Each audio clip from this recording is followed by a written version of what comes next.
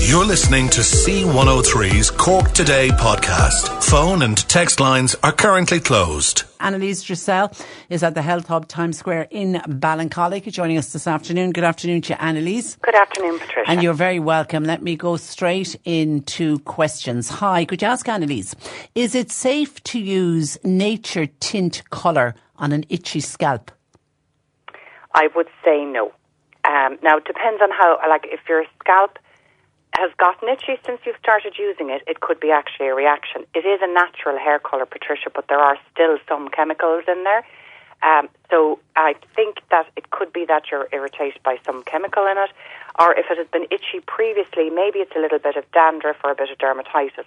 So what I would recommend is use a shampoo. Hope's Relief shampoo is very good for itchy scalp if it's psoriasis or if it's dermatitis. And if it's more like a kind of a dandruffy thing, like so if it improves, for example, with head and shoulders, then putting something like grapefruit seed extract liquid into your shampoo and rubbing it well into the scalp is very good for a natural antifungal. And then wait for it to clear up and use the hair colour again. Very few people have a problem with it, Patricia, but I wouldn't rule it out because there are some chemicals in there. Okay. Hi, Patricia. Question for Anneliese. I recently went to the doctor and the doctor reckons I'm suffering from anxiety. When I'm travelling, I have a tendency to feel suddenly very warm. I can actually feel sick and lose my appetite. Is there anything Anneliese would recommend? My doctor reckons it's anxiety I'm suffering from. Yeah, I think it could be definitely anxiety. It sounds like all very normal symptoms. So actually my advice would be go back to your doctor and ask him for a couple of Valium because it'll really take the edge off very, very quickly. So you could just take a Valium before you go travelling, and that's all you need to take it for. And it really just takes away that panicky feeling. A lot of people would worry as well that they would be conked out on it, but you're not. You're still able to function. So, you'd still be in your full capacity if there was any emergency or anything, or if there's any reason you needed to be awake on a plane. But if you really don't want to go down the medical route, there's a couple of things, natural anti-anxiety agents that kick in very quickly. And one of them is something called L-theanine. You can buy it together with lemon balm. Viridian do a lovely strong one. And that is brilliant for immediate calm and focus. So I'd probably start taking it the night before, get a good night's sleep, take it in the morning of travel, and then take it every 3 to 4 hours while you're travelling.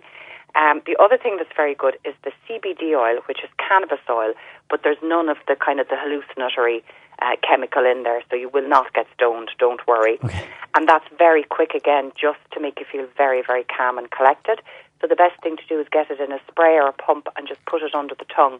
And again, take that every 1 to 2 hours as you're travelling, and it'll just get rid of that jittery feeling. Yeah, and there are some people just get very anxious about travel, and they would never be anxious for the rest of for the rest of the week or the month, but it's just around travel people can suffer with anxiety. Absolutely. And it is common. Very common. And actually as well, Patricia, a lot of people I have a lot of customers take the cannabis oil if they need to go on a motorway driving because they're anxious about driving on a motorway, because of the traffic and the speed. So you're perfectly safe to operate vehicles like it's not like the drug cannabis. Yeah. It's perfectly safe for use for driving and operating heavy machinery if that's what you need to do. Okay, hi Anneliese. What is the best supplements you would recommend for bone and cartilage? It's for a woman over 50. Okay, well, they're actually two separate kind of tissues, really, Patricia. So bone is made up of a kind of a collagen scaffold, really, and then magnesium and calcium harden and calcify around it. The collagen is very important for that because it provides a bit of elasticity to the bone, so it's not very brittle. So to support bone, you can take collagen, but also you need things like calcium, magnesium. You need vitamin D to be able to absorb your calcium and vitamin K2 to get it onto your bone. So one of my favourite supplements, because it's a very good value one, is the Nature's Plus calcium magnesium supplement. But also there's a new one out by an Irish company called One Nutrition, and it's called Bone Factors, and that's an absolutely lovely supplement as well. Now there's no collagen in either of those, so if you wanted you could take it separately. And collagen then will also support cartilage. But generally when I hear cartilage, I think of joint pain, and I would actually go for a separate joint supplement. The ones that work really well for us here, we've got two. One of them is made up of a type of cartilage called type 2 cartilage, UC2 cartilage it's called. and that can work very well. And the other one then is called joint support. Or is it Joint Factors, actually, I think it's called as well. Joint Factor, yeah. And it's by the same company, One Nutrition. And they would be the two best performing supplements here in the shop in terms of feedback from customers. So I would actually take them separately because they really do different things. Okay, Siobhan says she is feeling very debilitated after several years of illness, and she's wondering, would a tonic with iron in it give her a lift? She said her B12 is fine, her hemoglobin is at 12, and her RBC, whatever that is at 3.6. Would appreciate any advice from Anneliese, please.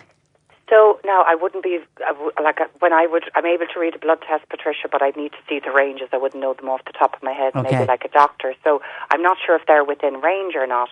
I think if your iron is low, if your ferritin is low, that can indicate your iron stores are low, and it is good to take a tonic. But if your iron and B12 are okay, it's not really good to take iron. Whatever about B12, it's not good to take iron if you don't need it. It's a difficult one to know. I think if she does feel that her levels are under the normal level, definitely try it for a month and see do the energies come up. But I think really what she's talking about here is probably more post-viral fatigue, because it's after many months of illness. So I would actually approach it from a different perspective. I would take a good tonic and support the system like that. I love the Source of Life Gold because there's ginseng in it, and that gives you an immediate feeling of energy. But I would support the immune system, and I would take some kind of natural antiviral stuff because, viruses do hang on in the body. And if our body doesn't fully rid itself of the virus, it can kind of take a lot of energy for the immune system to keep it suppressed. So I would take olive leaf extract, which is one of my favourite supplements. I take it myself all the time if I've been sick, and I really get a feeling of good strength and energy from it. And I would take something like NAC. It's like a very powerful anti-inflammatory, antioxidant. It's very good for detoxification. It helps with viruses. So that's another lovely one to take. So I'd take a combination of those three things. So I'm saying the Source of Life Gold, I'm saying the NAC, and I'm saying the olive leaf extract, and I put my money into those things and give those a go you need to probably be on them for about 3 months at least, really, and you should be noticing an improvement in energy after the first 4 weeks. Okay, hi Anneliese. My eyes are watering a lot. Now I did have them checked a few weeks ago and I was given drops for inflammation, but now they've started watering again and the drops have finished. Should I go back to the doctor or do you think it might just clear up itself? Difficult one to know, Patricia, really. I mean, generally eyes would water for a few different reasons. One would be that they're very dry and your eyes need to produce an awful lot of tears to keep them hydrated. So definitely using an eye spray would work very well for that. And if you don't want to get the medical ones, you can buy them in the health shop. We have a lovely one here by Dr. Vogel, and there's Eye Bright in it, which is a herb that is very, very good for the health of the eye overall. And you can take something like omega-7 or omega-3 fish oils, and they will help hydrate the eye from the inside. So that could be one reason.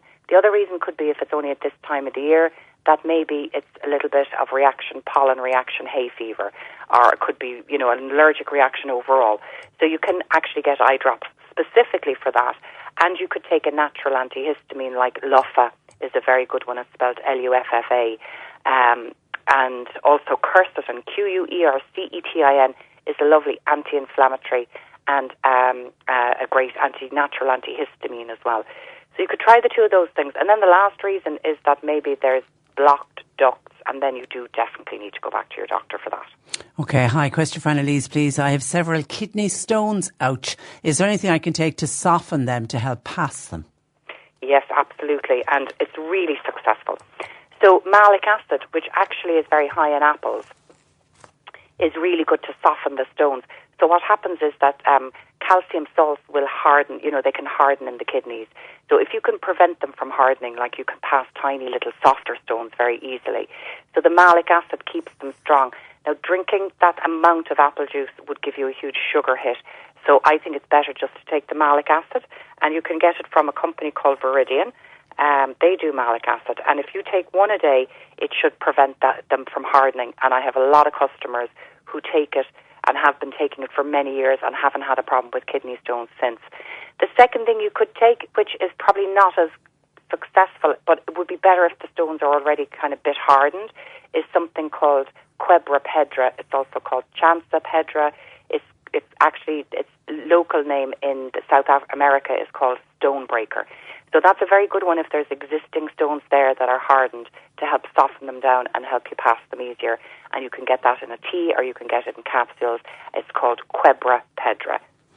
Okay, hi Anneliese. I have theanine unopened and the date on it is 2019. Would it still be okay to use? Absolutely fine, Tricia. Now the only thing is, when the sell-by date on a natural supplement is put there, they have to be able to guarantee that there is the minimum amount of what's said on the label in there.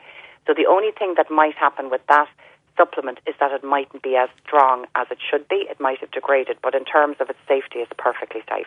Okay, Colette says, grateful if you could ask Anneliese, please, what supplements would you recommend for somebody whose DEXA scan shows osteopenia? Also for somebody menopausal who constantly has extremely tight calf muscles and plantar fasciitis. Oh, wow, lots of stuff going on there for that poor person. So, you know what, the menopause, like maybe HRT would sort out a lot of those issues anyway, and it's definitely very protective of bones. So maybe that's something you'd like to consider with your doctor. You can also take natural HRT. There are plant-based hormones that mimic estrogen and progesterone. So you can take those. They come mostly from they get them from soya or from flax seeds, actually. And there'd be a number of different natural menopausal supplements. Now, there's one that we get great feedback on, and it is the Nutri-Advanced Perimeno Support. And that has a lot of magnesium in there, which would be very supportive of muscles as well. And it has the plant-based hormones and a few other things. And it's lovely. We sell buckets of it, and we always get great feedback on it. If you wanted to do something separately for tight calf muscles, I would recommend magnesium. And then the plantar fasciitis is a little bit more difficult. Again, like I definitely think, Patricia, that tendonitis is a big thing with menopause. I've experienced it myself in my hip. And I do think that our tendons get tighter and less flexible. And it makes sense, actually, because we're also losing collagen in our skin. You can see your skin become a bit papery. And I think the same happens with tendons. So you could take, for the plantar fasciitis, I'd probably recommend a combination of collagen, which will also support bones and skin health as well. So that'll be good for osteopenia. And then a natural anti-inflammatory, like, the extract of turmeric or boswellia. And then with osteopenia, the very basic that you should be doing, at least, I think, if there's lots of calcium in your diet, which for most of us there is, I think you should take a vitamin D and a vitamin K supplement. Somebody wants to know, do you have unrefined, organic, cold-pressed coconut oil available in your store? Yes, we should. And actually most health shops should have that as well. And actually it's a very good thing to get that unrefined as well, Patricia, because a lot of the time the refining process creates chemicals that are difficult for our bodies to break down, and they can create a lot of inflammation. Okay, and could you suggest something for ear problem, itchy, sore, especially in the morning time? Okay, I wonder, is it inside or is it the skin on the outside, Patricia? Sometimes it's a difficult one. Sometimes you can get dermatitis inside the ear that can be very itchy. Sometimes it can actually be fungal. I've seen that before with people with long-term itchy ears. So I would recommend, there is the citricidal, which is the extract of grapefruit seed. It's brilliant for anything fungal. So you can take it if you've got thrush. You can put it onto fungal toenails and nails. You could also, dampen a bit of cotton wool and wipe it on the inside of the ear, and that will help with if it is a fungal issue. I'm not sure if it is even the skin, but if it's dermatitis, I suppose just using an antifungal cream like Dealish Clare does one that has got stuff calendula in it if the skin is dry and itchy, and it also has antifungal herbs in it. So that would kind of hit both. So I'd either try either of those, and other than that, I really don't know what could be causing itchy ear. Okay. All right. Listen, we leave it there. Thank you for that, Anneliese. Have a lovely week. And we'll chat again next week. That's Anneliese Dressel of the Health Hub Times Square in Ballincollig. And this afternoon, Anneliese will put up all of the items that we spoke about on her website, which is healthhubstore.com. And the lady with the watery eyes, somebody said this might help that lady with the runny eyes. First thing in the morning, you rinse a clean face cloth in warm water, as hot as you can bear it, and hold it onto your eyes for a few minutes. Continue to do this daily. It was recommended to me by an optician, said Mary, and it just might work for that listener. Okay, worth the try for sure. Thank you for that, Mary, texting 0862 103 103. And John Paul will put up all of Anneliese's advice on a separate podcast later on C103.ie or wherever you get your podcasts from.